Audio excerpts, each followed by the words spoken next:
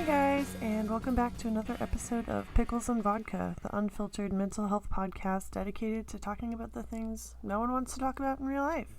I'm Christina, your host, and I'm going to start this episode by talking a little bit about the last 2 weeks because, I don't know, they've been pretty significant in terms of my mental health. My friend Violet came to visit me for 6 days from Nashville, and she also struggles with bulimia, and we had talked about the trip prior to it happening, and we both decided that we wanted it to be kind of like a retreat, like a time for both of us to take a break from the hell of our eating disorders and just focus on having a good time, repairing our relationship with food, just kind of giving ourselves a break.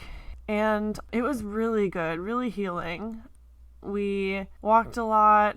I showed her a lot of Seattle. We had a lot of great conversations.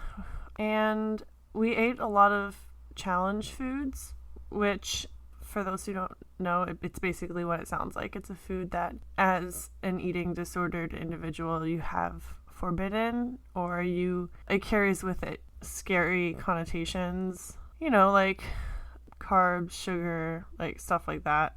But one of the best parts of exploring a new city is trying that city's food, and so we both did a lot of that, and we gained a little weight, and yes, it was scary, but also it was just so good in multiple senses to just not worry about it, to realize that you can eat something scary and not gain 10 pounds overnight, and your body rewards you when you work with it rather than against it. And I think that was the biggest takeaway for me, is to just respect my body and treat it well. And yeah, that was great. But like any good thing, it comes to an end. And in the last 5 or 6 days, I forget, since she left, I have been suffering kind of an emotional hangover. It's always weird to go back to the daily grind after your vacation ends, and this is no exception. So I've been struggling a little bit, but also I am doing better than I have done in a long time. The trip really helped me kind of reestablish some healthy patterns, and I've had a lot of good days. A few nights ago, it was Friday night, and I get really nervous spending time alone, but especially something like Friday night where people are expected to go out and do shit. I don't know, I was kind of nervous about spending time in my own company, but I did a lot of chores, and I went on a walk, and I listened to I got really stoned, and I listened to my own podcast, which is something I do more often than I like to admit. I mean, sure, I say I don't like the sound of my own voice, but let's be real, I'm kind of obsessed with myself, like everyone is. But besides that, I just like listening to old episodes and kind of writing myself notes about what I can do better or things I liked. And I was just walking around for 2 hours listening to old episodes of my podcast, and I was just overwhelmed with gratitude and love for everyone who's been a guest, obviously, but also you listeners. This podcast would not be here today without you guys, and I know I say this all the time, but I really appreciate you guys, and I don't take this for granted. Like I kind of mentioned before in previous episodes recently, I'm not always motivated to do this these days.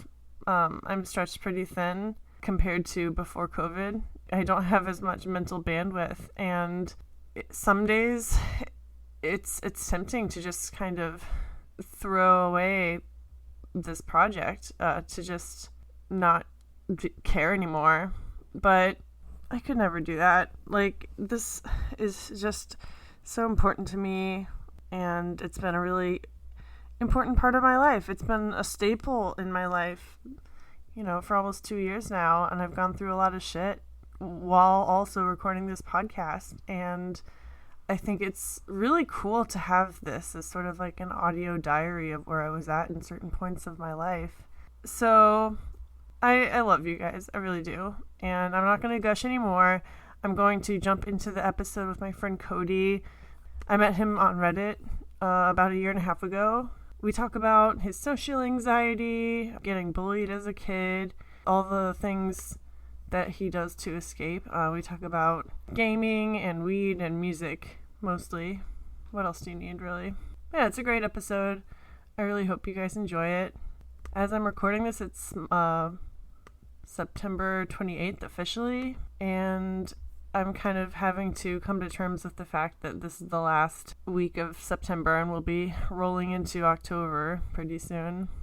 So after I finish recording this intro, I'm probably going to take a bunch of sleeping meds and just cry myself to sleep, as one does. Alright, I'll stop talking and launch into the episode. Love you guys. Hey, how's it going? Not too bad. Thanks for bearing with me. I feel like every time I do one of these, I have a technical difficulty. It's really embarrassing since I've been doing this for like almost 2 years. You'd think I'd get my shit together. I mean, that's technology, though. Like, there's always something. Like, Yeah, something but like, I'm a millennial. Like, what's my excuse, you know? Okay, that's fair. Yeah, it was funny because when you were telling me you hadn't used Skype since the last time we recorded, which was, when was that? Like, at least a year ago, right? I want to say, like, either February or March of, like, 2018 or something. Are you serious? That's embarrassing. For the listeners, I tried to do a recording with Cody before, and it was kind of a disaster. I feel like you had some audio difficulties, and then I had a cold, and so I was, like, high on Benadryl. And it was just kind of a mess. So this is take 2, and a lot has changed in the world and for you. I know we're Facebook friends, but I don't know a ton about what's been going on with you. So how have you been? How's your mental health doing? Like, That's like a loaded question. I've been okay. I mean, I How are you okay? I think so. Like, I wouldn't say I'm thriving, but I'm definitely surviving, which that's Hey, important.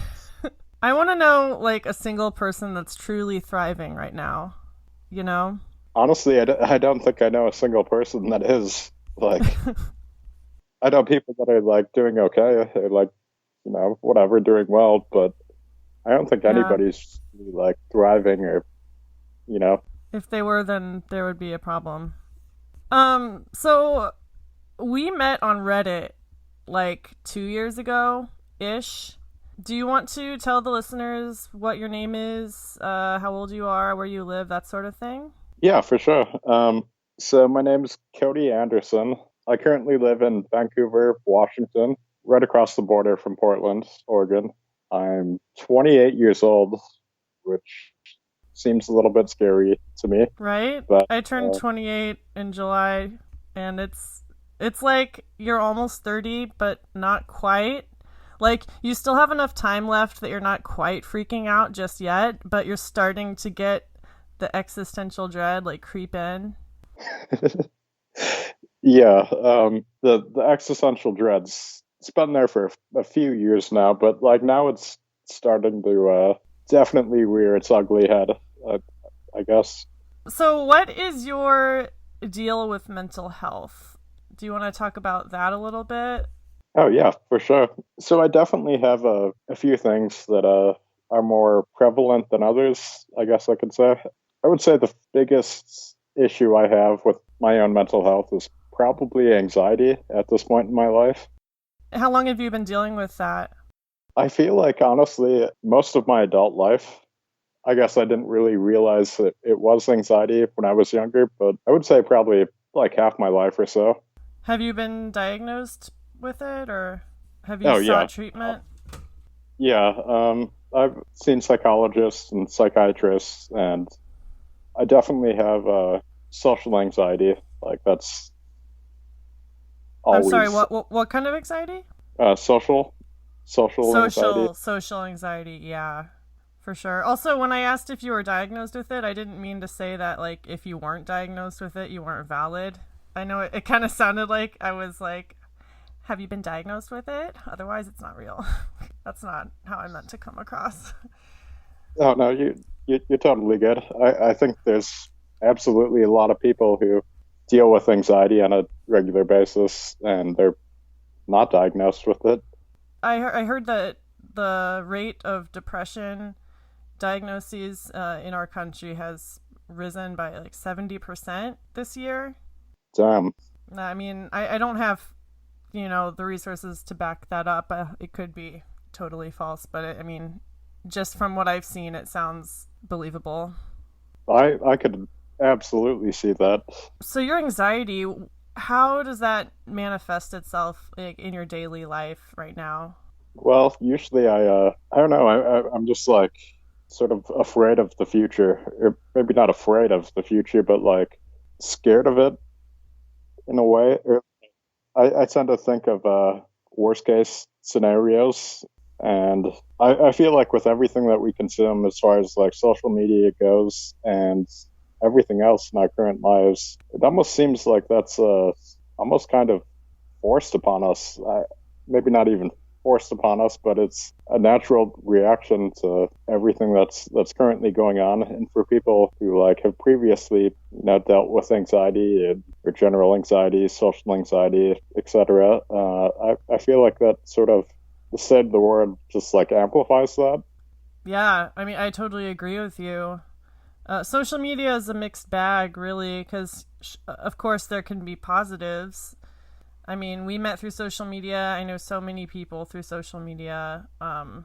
This podcast obviously wouldn't exist without it, but also you're right. It is a source of anxiety. Whether you struggle with mental illness or not, I think rationing your social media is probably a good idea right now. I completely agree with that, but I think like saying and doing are two different things. Right? It's also an addiction. I don't think people talk about that enough. Social media addiction is totally real. Oh, absolutely. I probably spend on average 3 hours a day on like various social media sites or avenues, I guess. Yeah, what are your favorite sites to spend time on? Predominantly Facebook. Facebook gets a lot of my time, but at the same time, I've tailored my Facebook account so that a lot of the people who post a lot of stuff that I don't really want to see, I unfollow them. Yeah, it's kind of a matter of self-preservation. I find that those types of people can really bring me down or elevate the anxiety. Oh, definitely. Political Oh my rants God. about. I'm stupid enough to read through like the entire post and then read all the comments, and then afterwards I'm like upset. I want to say something, and like I'll write like 3 paragraphs and like stop myself and be like, I don't want to get in a internet argument tonight. But at the same time, I've already invested that energy into feeding into whatever they're trying to sell me, or whatever point they're trying to get across. I mean, at least you're trying, right? Yeah, but yeah, it's a weird climate we're living in nowadays. So you live across the border from Portland. What is that like right now? Honestly, I don't go into Portland often anymore. I love Portland to death, and I used to go down there like every once in a while, but the last couple times I've been to like downtown, I don't know, it's just sort of sketchy, I guess you could say. I mean, where were you living the last time I talked to you? Was it like Montana?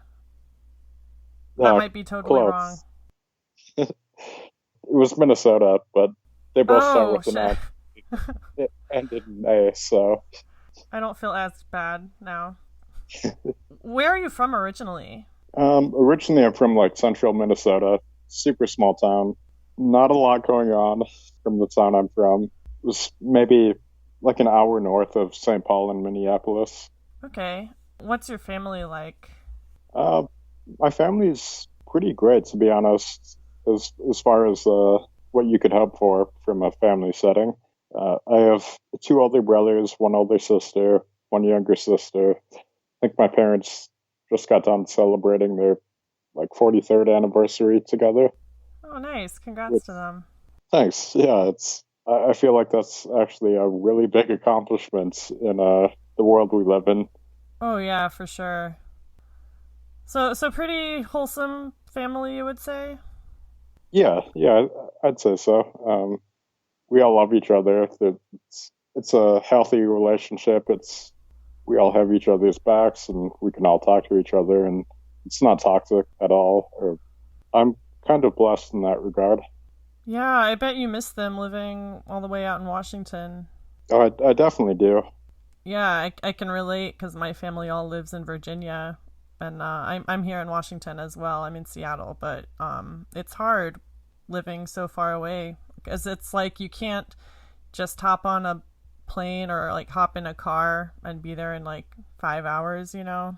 Oh yeah, and you have to like plan stuff. You can't just hop on a plane and go see them I mean, you can for a day. technically hop on a plane and go see them, but like, you know what I mean. Yeah, it's a lot more difficult. How was mental health handled when you were growing up? Like, when were you first aware of it, I guess? Um, I would say like the first time I actually had a true mental health issue was probably when I was like 13. Fun age. Oh yeah, it's lots going on. Hormones are doing things, your body's doing things. It's an exciting age. I definitely had I guess, bad run-in with like bullies and shit. Okay. Did you go And to public school? I did. Okay. For the most part, it was pretty decent until I hit a certain age, and I don't know, for whatever reason, I became like the easy target to bully, and then it got a little rough for about a year or two or three, something like that. They all kind of Um, blur together. a little bit. I mean, well, when I started like getting bullied really bad, I sort of resorted to other escape avenues, I guess. Like I started gaming a lot. I was like maybe in class people made fun of me, but on World of Warcraft I was like one of the best mages on my server. So I mean, Well, yeah, I mean, it's definitely a form of escape for a lot of people. It was for me. I mean, it still is in some ways. I think it can be a healthy outlet, but it can also be unhealthy depending on how you use it. I definitely agree with it. So you said you were anxious as a kid. When were you first aware of that? Was it before being bullied, or did that kind of bring it up? I think I've kind of always been anxious. I just never really knew what anxiety like truly was until maybe a few years ago or so. Like I just Okay. thought those feelings were like normal for everybody. I thought everybody was like on edge and like kind of scared at all times. But then I found out that like no, that's not everybody. That's just a thing that certain people have to deal with. Did you feel like you could talk to anyone about those feelings while when the bullying was taking place? No, not really. Um, What was keeping you from telling like your parents, for instance? I guess I just didn't have that good of a relationship with them where I could just like tell them anything or everything. I had also had siblings who I was like best friends with or whatever, but at the same time, I feel like during that phase, I sort of closed or shut down those relationships and isolated, and I guess I didn't want to tell anybody about those feelings or what was happening. Were you afraid like they were going to judge you or think of you differently? Maybe a little bit that. So I sort of felt like as a boy or man or whatever, I should probably be able to like handle my own shit and take care of my own business. And I guess, Yeah. as they say, man up and deal with it myself. Well, yeah. I mean, I, that's pretty common. I mean, there's a reason. I don't know a lot of guy friends who talk about their mental health. I mean, lately it's been more of a thing, but this is a different standard for sure. Oh yeah, absolutely. I feel like men generally aren't in this society supposed to talk about their feelings or their shortcomings or their mental health or what have you.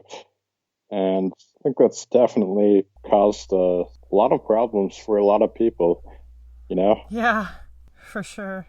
I feel like a lot of men don't even realize that the state that their mental health is in and that they need help because they've been so indoctrinated into believing that, boys don't cry.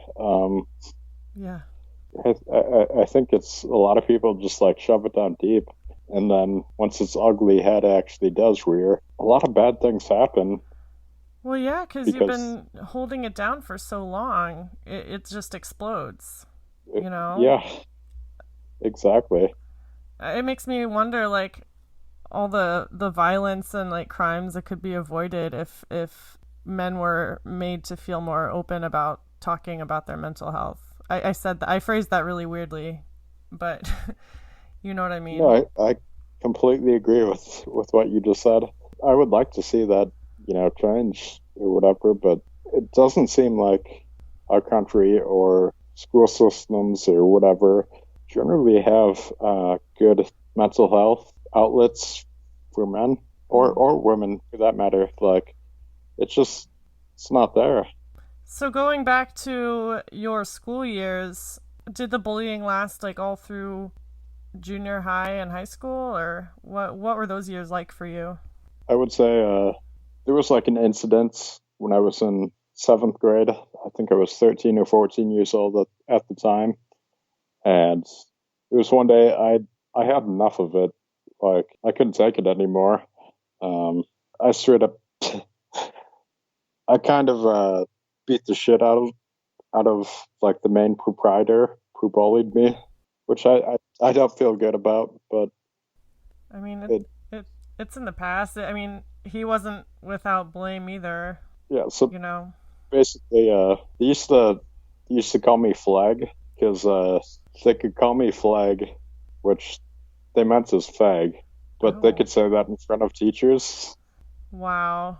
And so, one day, I was after gym class, and it was in the locker room, and the main proprietor of the bullying was "Oh, hey, look at Flag, everybody. He's gonna try and look at your dicks. Don't change in front of him." Oh my god. And after that, I was dude, if you say one more word to me, I'm gonna lose it. And so, I changed back into my normal clothes, and I was going to my other class, and then the bully was I don't even remember what he said. Called me a flag. Provocative. Yeah, something like that. And I was carrying a sack of books, and I straight up threw them onto the ground, and I charged him, and basically got a couple good punches in. And you basically got what was coming to him. Yeah, I saw red. I couldn't even, I don't know, think. I was just reacting. And then the next thing I know, I'm holding him up a foot above the ground by his neck and choking the life out of him. And I was shit. Holy fuck, what am I doing? And then I let him go, and I fucking ran, and I didn't know that was something I was capable of. Oh yeah, that must have been terrifying.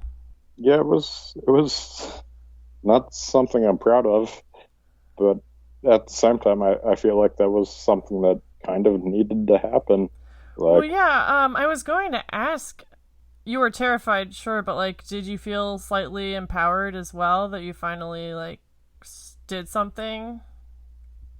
Oh, absolutely. I was, and I still am proud of myself for doing that. Yeah. When somebody's emotionally harassing you, and you tell people, and they ignore it, and then it continues to happen, something's bound to happen.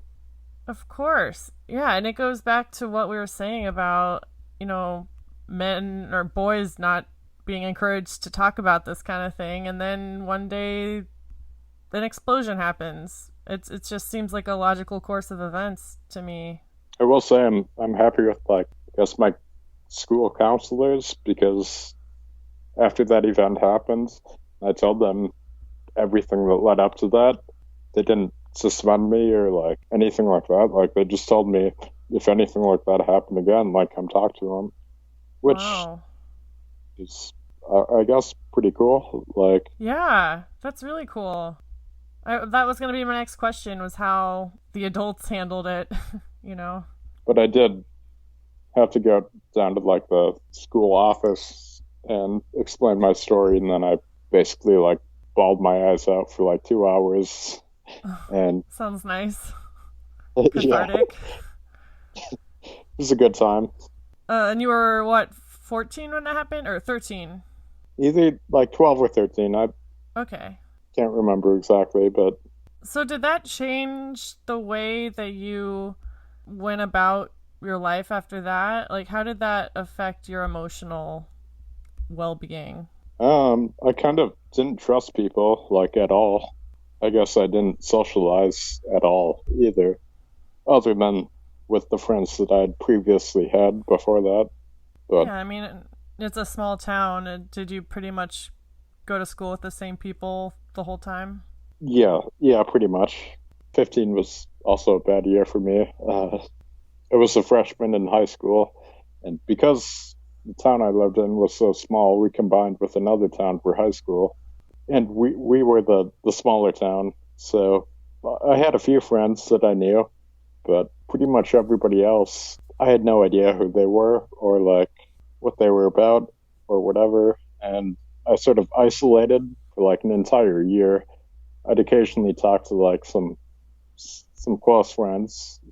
They'd come over or whatever, but yeah, that was a super rough year. I went through an emo phase. Naturally. I tried to dye my hair black, but because I'm blonde, it turned out blue. Oh So I no. did, yeah, it was bad. Accidental punk. They can't have helped with the social stuff. No, it made it worse. But then in 10th grade, I started smoking weed, All which right. really made me stop giving a fuck. Oh my god, I have to Like, tell you. So, since we last talked, I have started smoking weed. I never used to before, and it's amazing. that's great. I mean, you haven't finished your story. I don't know. People abuse it and whatever, but I don't know. For me personally, it's really helped with my depression and anxiety, in moderation, of course. Yeah, I completely agree. I'll get back to my story in a second, but Yeah, I think weed just like sort of makes you less emotional and more logical, I guess. really. Yeah, at least for me, I feel like Yeah. when I smoke, I sort of separate myself from my thoughts, and it allows me to like logically digest my thoughts Yeah. and be like, was I overreacting by that statement or that moment or whatever? Like it kind of adds And another layer of processing. yeah, absolutely. Yeah, I get that. Okay, I'll let you go back to your story now. When I was 15, I pretty much spent most of my time in Azeroth, What's that? the World of Warcraft. Oh, obviously I'm not a gamer. I was like, is that in Minnesota? Everyone who Yeah, plays World of Warcraft is like shaking their heads at me. Right? They're turning off the podcast. that's a small minority. Like, I don't think you have to worry about that. Anyway, continue. But yeah, I would spend the vast majority of my time just like playing World of Warcraft. Well, it's an escape that worked for you before to some extent, right? Yeah, I mean that. And like, I and you would. felt confident in that world. Yeah, I had a lot of friends in that world. You know, people that Yeah. cared about me and my well-being and would talk to me and whatever. Honestly, it was probably healthy for me. maybe not the amount of hours I was spending on it, but Yeah, I mean, I'm gonna make another segue here, but there's such a stigma when it comes to online friends. But you're right, it can totally be healthy. I mean, the majority of podcast guests I've had on here I've met online, and I didn't play World of Warcraft, but I was part of Lord of the Rings chat rooms. And I met some people that way when I was like 12, 13, and that I still talk to this day. But I remember it was like something you didn't want people to know. Like only losers had friends online, you know? it's sort of like a social stigma or something. Yeah, for sure. I think these days it's not as much of a stigma, like, you know, especially now that online dating is a thing. I think it's less weird. Oh, absolutely. I think it's just another way to socialize, you know? Yeah, but maybe when we were kids it wasn't the case. Yeah, for sure. Okay, so back to your high school years and smoking weed and playing World of Warcraft.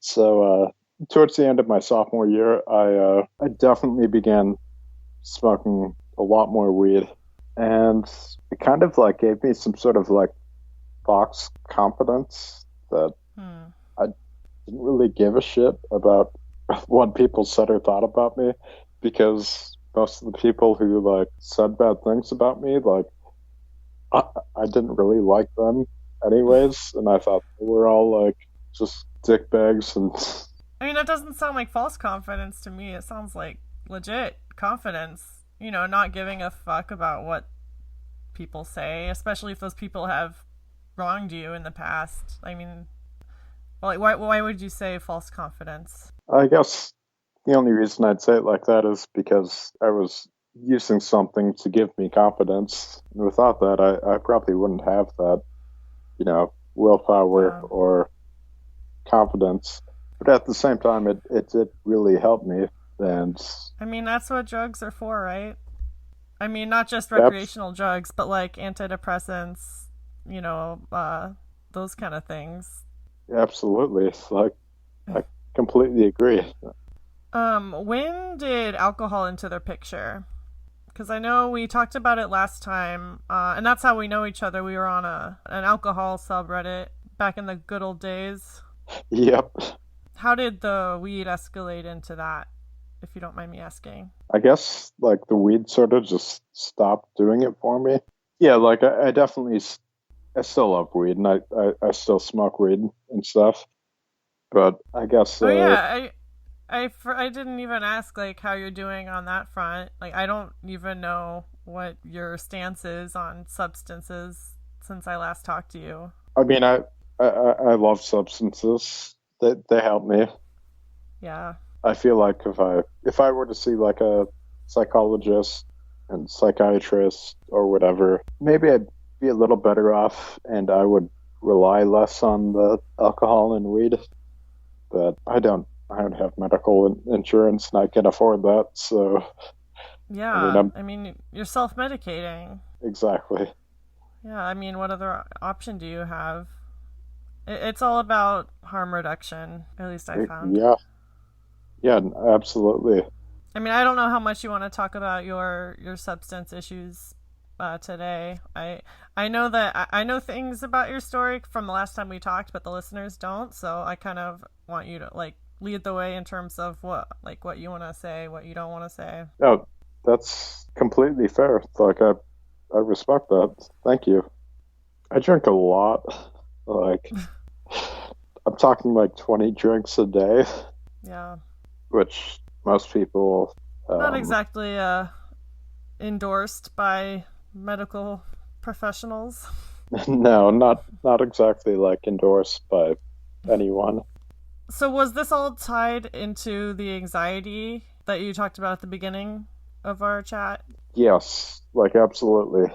But yeah, generally I would say when I drink I feel normal, I guess. That makes sense. Yeah, oh, totally.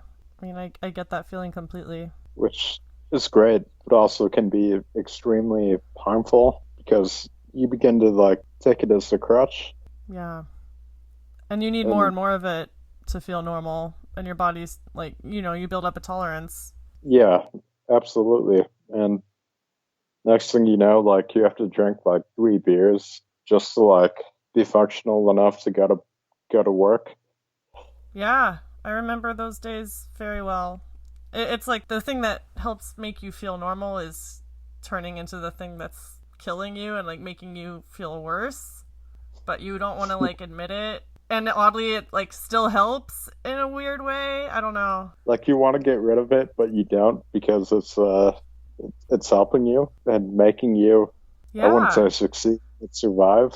Well, my therapist recently asked me to look at the unhealthy coping methods I have in my life, and she wanted me to write a list of things I'm grateful for about them, because like we don't just make these things up out of nowhere. Like we start doing them for a reason. Like they do serve a purpose.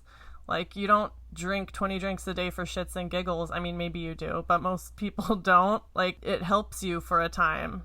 I completely agree. Like I don't really drink 20 drinks a day for shits and giggles. Like I drink 20 drinks a day just to feel good, and, like feel happy. Yeah. Like I'm probably about 10 drinks deep right now. Hey, no judgment. Yeah, I don't feel good about admitting that, but at Well, the same, this is a place where I hope you can be transparent and not worry about judgment. Because, like, I know I can't judge you, and I hope none of the listeners of this podcast can judge you either. Like, we're all fucked up people who do fucked up things because the world's fucked up. yeah, I completely agree with that. I don't know. I feel like if I was able to like seek therapy and maybe get on some drugs that would like actually help me, I might still drink if the drugs didn't work. But if they did, I feel like I'd probably be a much better contributing member of society. I mean, you can say that, but what does that even mean? You know, like, I don't know. People contribute to society in different ways, and it's all very subjective. And I don't think there's any such thing as normal. I guess what I'm saying is like you shouldn't feel guilt about not contributing to society in a traditional sense, because the guilt's not going to help anything. I guess I don't really feel that guilty. I just feel like I could do a lot better. You know, I have a lot more to offer than just what I'm doing right now. Yeah, And I get that. I get that. When it comes to those sort of feelings, like what do you want people to know? Like what are some things you wish you could express about your mental health that you feel like you can't? hmm, That's a kind of deep question I sprung on you. I'm sorry. no, you're good. I'm just gonna think for a second before I Yeah.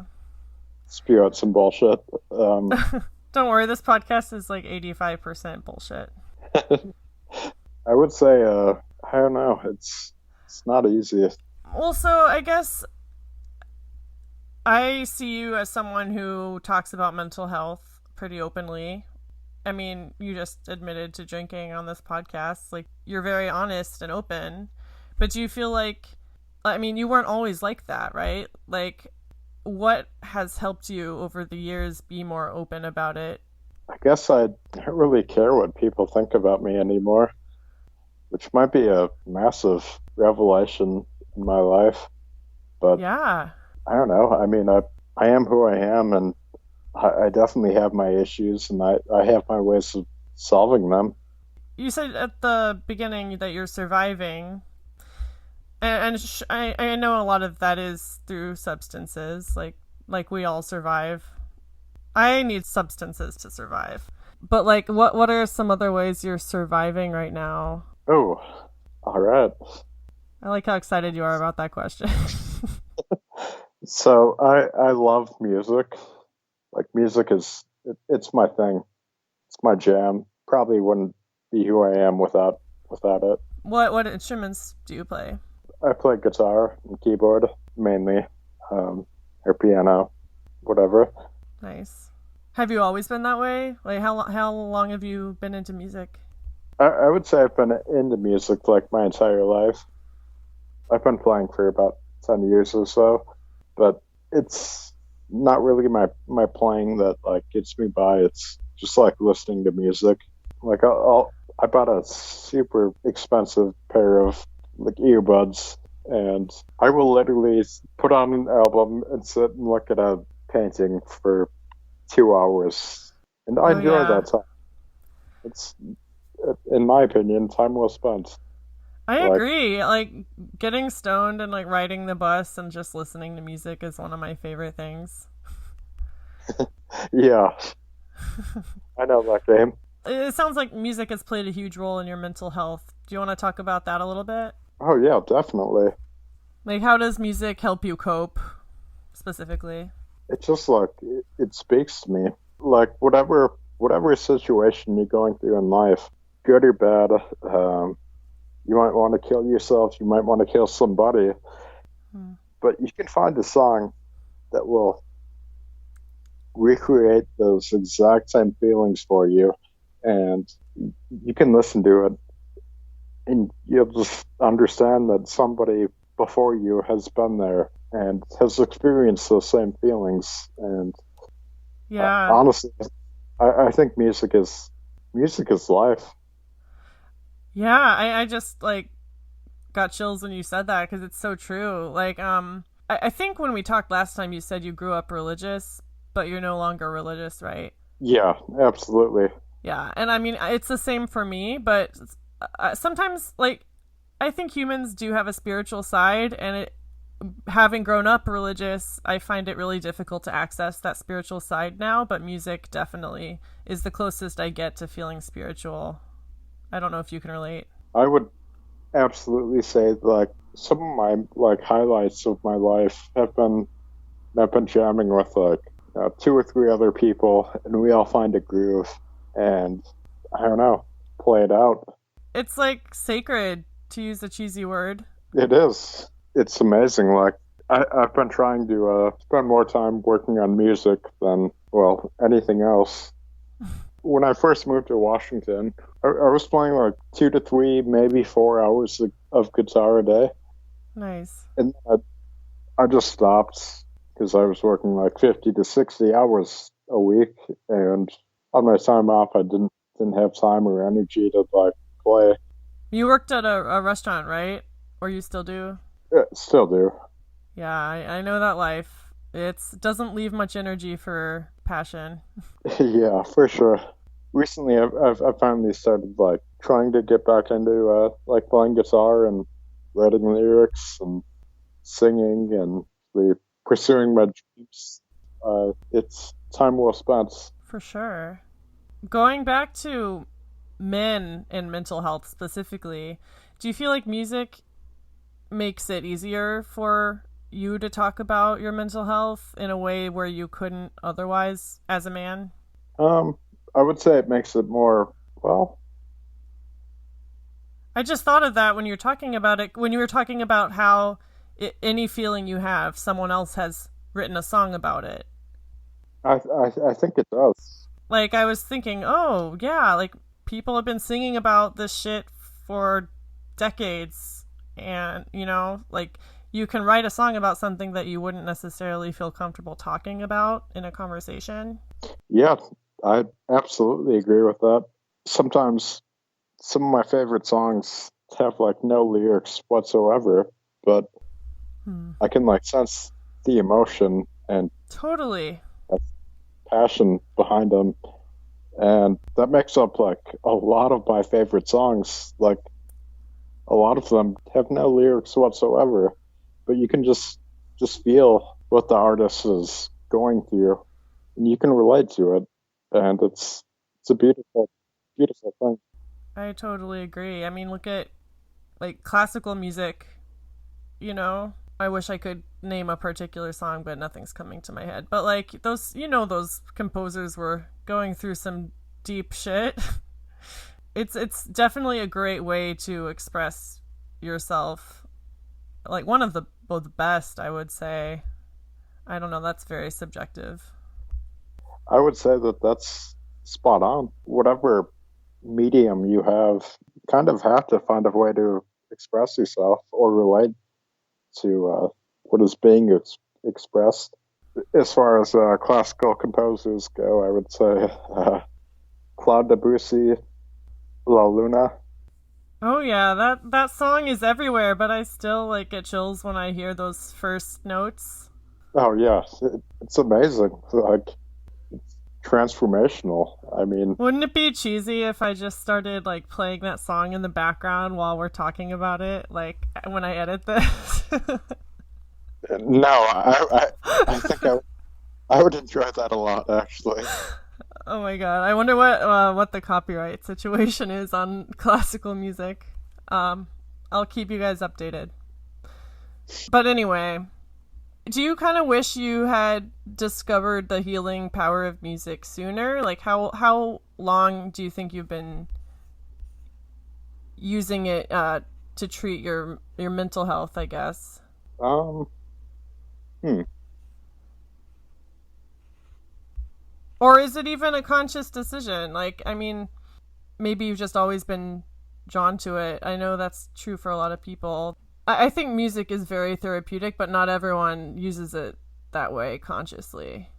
Yeah, I would say I've probably been using music as a form of therapy since I was 8, 9, 10, 11. Yeah. Like it's always been there for me. It's always the same thing. You can listen to a song and you know exactly how it's going to go, and the ebb and the flow of the song and your emotions. And sometimes, like when you're feeling very very dark, you'll listen to a particularly depressing song that might uplift you a little bit because it seems like the artist who played that song is going exactly through the same thing that you've been Yeah. through, and you can relate to it. And other times you might seek out like a happy song or beat or rhythm or whatever. It might have some like sad undertones or whatever, but you're like, I get this. I've been here too. I understand Yeah. it. It's so comforting. I like that you brought up the healing power of the sad songs too, because I think people are too quick to be like, you have to listen to happy songs when you're sad. I mean, I definitely have my sad playlists that I listen to, and they bring me immense comfort. Absolutely. With me, I don't know. The sad songs almost bring me more peace than the happy songs do. Well, yeah, because we know the world is sad. Sometimes the happy songs feel like they're like pulling the wool over our eyes or something, or pretending life is better than it is. It's like a false sense of security or something. Yeah. What are you listening to this week? Like, do you have any recommendations for the listeners? Oh, absolutely. So I've been extremely hot on Steely Dan. Steely Dan? Yeah. I have not heard of that group. What? I know. Listen, I grew up homeschooled. I wasn't allowed to listen to rock music. I have an excuse. Okay, Kinda. that's fair. Um, What kind of music is it? it's like late '60s, early '70s, funk. No, it's like rock slash funk slash jazz undertones and Oh, all right. phenomenal lyrics and vocals, and it's hard to describe, but it's phenomenal. Like What song would you top recommend if you've never heard of Steely Dan and you had to be introduced to them? Deacon Blues, What blues? Deacon Blues. Okay. Text that to me so I can put it in the show notes. Okay, will do. You're introducing a whole group of people to a new world. Yeah, I've spent a lot of nights listening to their albums and just like looking at artwork in my room. It helps me, I guess. I mean, whatever, however you can experience relief, any solace from this world we live in right now, like, I'm all for that as long as it's not hurting anyone. Like, music is definitely a great way to escape. Like, going back to when you were in middle school and you used gaming to escape, I feel like I think everyone needs something like that right now. The cool thing about music is there are so many goddamn artists and DJs and rappers, composers, whatever genre, you're about. There's new music coming out every week, it seems like. Every minute. I've got like 3 hours of new music that I need to listen to like tonight. It's never ending.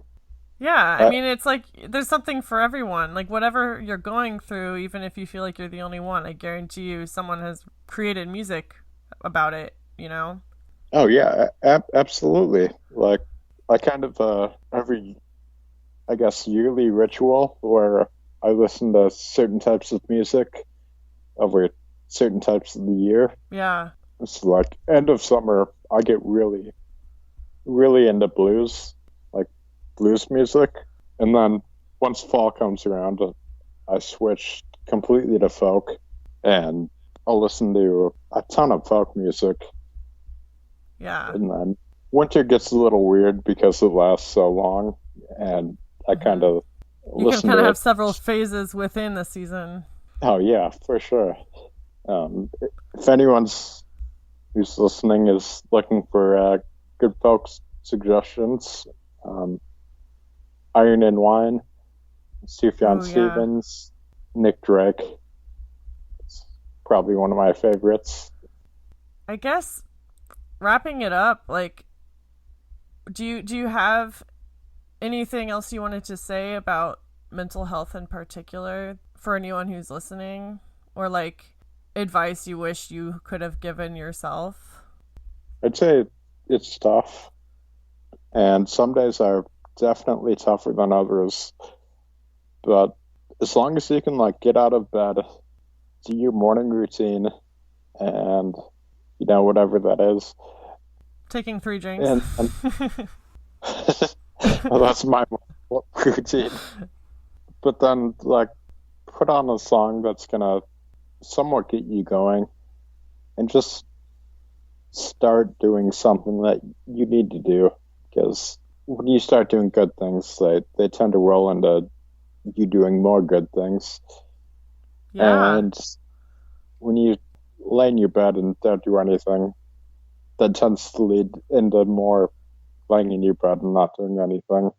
So I would just say, like, just try to do something, even if it's not much, even if it's just like waking up and brushing your teeth and taking a shower, maybe like doing a load of laundry on your day off. Oh, if you're doing laundry, you get a gold medal. I feel like that's a successful day off. Yeah, I would totally agree. And I feel like my standards are even lower. As long as you do something that you can be proud of. Absolutely.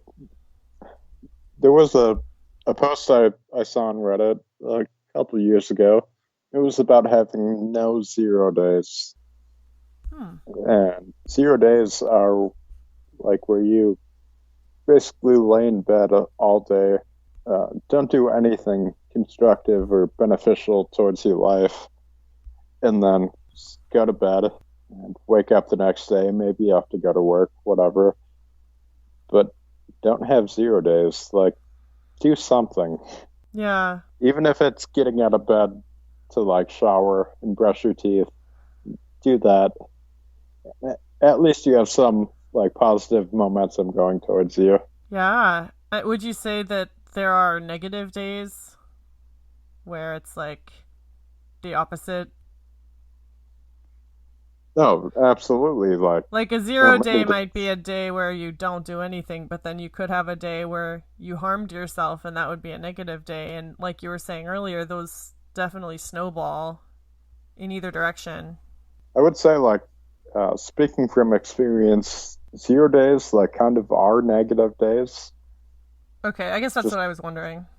when you do nothing and you wake up the next day, a lot of times that sort of like tends to spiral. For Like, sure. I guess you have to check yourself and sort of make sure you're in an okay spot, or I don't know, just What does that look like for you to check yourself?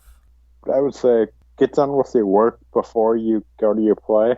Even if your play doesn't seem like it's play at all, just you got to do the things. Like, for instance, brush your teeth before you lie on your stomach and stare at your blanket. I don't know. Yeah, pretty much. Like, Work before play. like some days, like for sure. And also, like, I'm not saying like that's the best route to take, but fuck, some days like you're feeling it. You're got the dopamine flowing. You ready Yeah. to conquer the day or what have you.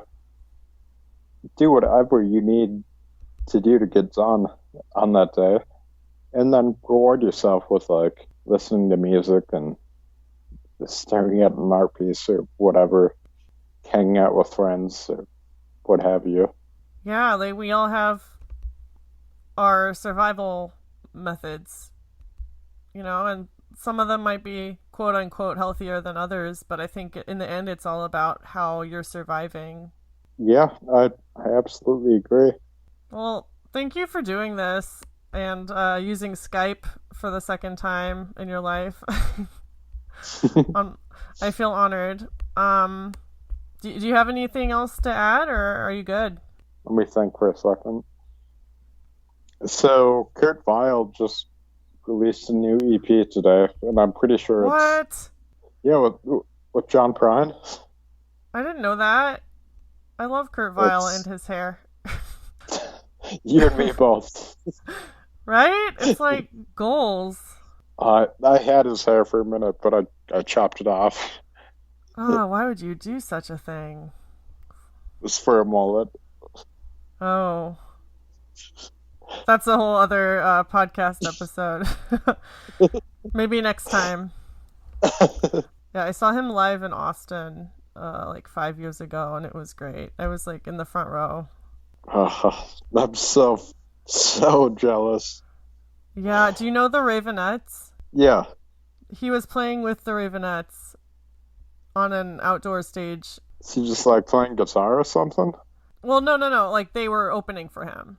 He wasn't playing like Oh, with them, but they were at the same show. hell yeah. Yeah, it was great. Dude, that sounds like an awesome opening band for Kurt Vile. I fucking miss live music. I do too. It's Maybe next year. maybe, who knows. Anyways, But it was thanks for doing this again. no, it's great talking to you. Yeah, for sure. I hope you have a good night listening to Kurt Vile, and here's to everyone continuing to survive. Hell yeah. It's great talking to you. Thanks for You having me. too. Good night. Good night. Hey guys, thanks for listening to this episode of Pickles and Vodka. If you could relate to anything we talked about, you can follow the podcast at Pickles and Vodka Podcast on Instagram, on Facebook by typing in Pickles and Vodka Podcast. You can also email me at picklesandvodkapodcast@gmail.com if you have any stories or if you just want to say hi. Thanks again for listening, and I hope you guys have a wonderful week. Stay safe.